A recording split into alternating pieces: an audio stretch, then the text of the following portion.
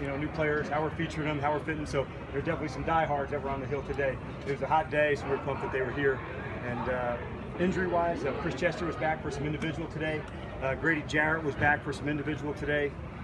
So those were some that hadn't participated up in any of the OTAs. They've been working, and we are just like the normal, back to play procedure. They'll have a little bit of individual, and then we'll decide the teamwork as we go.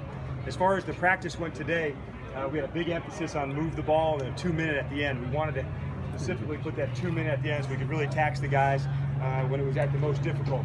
And there was good back and forth. The move the ball portion was again the kind of same deal. Coaches off.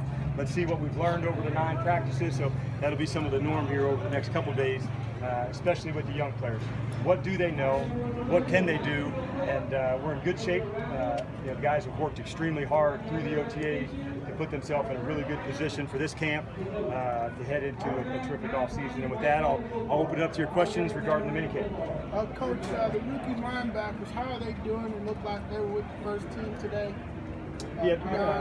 Both of them were, and that's part of by design. Like for all the young players, at some point in time, they're going to be up with the first group. And whether at linebacker or receiver or offensive line, we want to find out what a guy can do. And so that's our time to find that. So we tell the players in advance, hey, be ready, because at some point in this OTA, everybody's been up with that group. How do you handle yourself when you're in that huddle?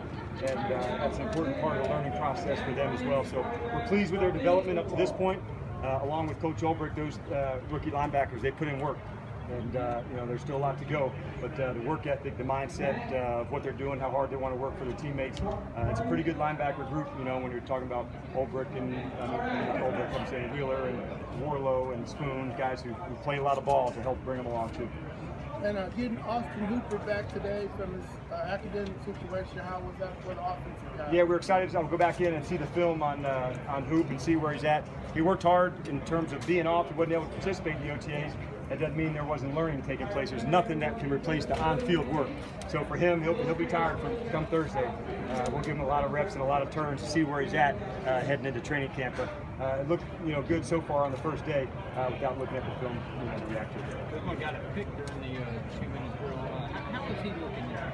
In that transformation that we brought him from receiver to corner, the instincts and the ball skills, like you would imagine, are there. He's got terrific speed, and now the next phase for him, he's put the work in OTAs, and now is the tackling. That's the part that has to come to life, and we really won't know about that until we get into the preseason games.